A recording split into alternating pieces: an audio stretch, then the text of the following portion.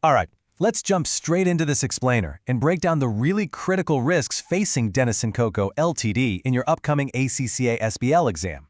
If you're prepping for June 2026, you already know DKK is this highly successful ultra-premium brand operating in a really fragmented, cutthroat hairdressing industry.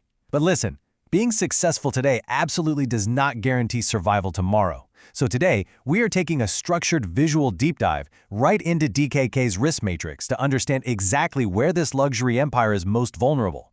Here's our roadmap for today. We're going to look at DKK's strategic crossroads, map out the risk matrix framework, tackle those high-impact, high-likelihood threats, explore the threat to reputation, and wrap it all up with your strategic exam takeaways. Let's start with Section 1, DKK's strategic crossroads. Think about this for a second. What forces could actually bring down a 40-year luxury empire? DKK is massive. They've grown through organic expansion and savvy acquisitions, they hold incredible prime locations, and they enjoy fierce brand loyalty from wealthy clients. They have weathered economic downturns way better than most. So why are we even talking about risk? Because the industry environment around them is shifting incredibly fast, and their stubborn insistence on doing things the traditional way is pushing them right to a very dangerous strategic crossroads. Just wrap your head around the sheer scale of their operation. 50 salons, 390 highly qualified hairdressers. Their entire premium brand positioning is built entirely on personalized customer service, gorgeous luxury environments, and exclusive contracts with top-tier global brands. They aren't competing on price, they're competing on the experience. But trying to perfectly replicate that identical, ultra-premium, highly skilled vibe across 50 different locations, that requires immense operational control. Moving right along to Section 2, the Risk Matrix Framework. Put yourself in the shoes of a strategic leader here. You've got to weigh threats based on two key things. How likely are they to happen, and how badly will they damage DKK's premium positioning if they actually do? That's exactly what the risk matrix is for. It acts as your filter. It forces management to stop sweating the small stuff and laser focus their resources on the truly pressing existential threats facing the business. Now, this data is pulled straight from page 31 of your pre-scene document. It's basically a perfect bird's-eye view of what could go wrong. Notice this cluster of risks sitting at high likelihood and high impact: staff shortages, competition, and technology lag. And then, look at reputation damage. Medium likelihood, sure, but a terrifyingly very high impact. Seriously, this table is essentially your cheat sheet for the exact themes the examiner wants you to zero in on. Which brings us to Section 3, high impact, high likelihood.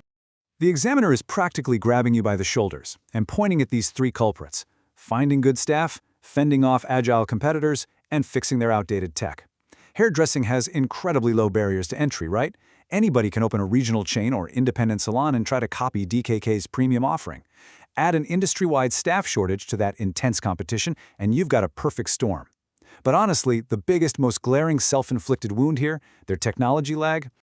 Check out this contrast. It is wild. Despite being a top-tier luxury brand, DKK is still relying on paper-based booking systems. Yes, in a luxury salon in 2026, they are literally flipping through physical paper diaries. Manual inventory management, no online booking functionality, barely any social media. Meanwhile, the rest of the industry is completely modernizing. Rapid digital transformations, online scheduling, and sophisticated customer relationship management tools. It's a completely different world out there. So you might be wondering, why does this actually matter? Well, DKK's tech lag is creating massive operational headaches, like double booking clients. Ultimately, it makes this supposed luxury brand look completely out of touch and outdated to modern consumers.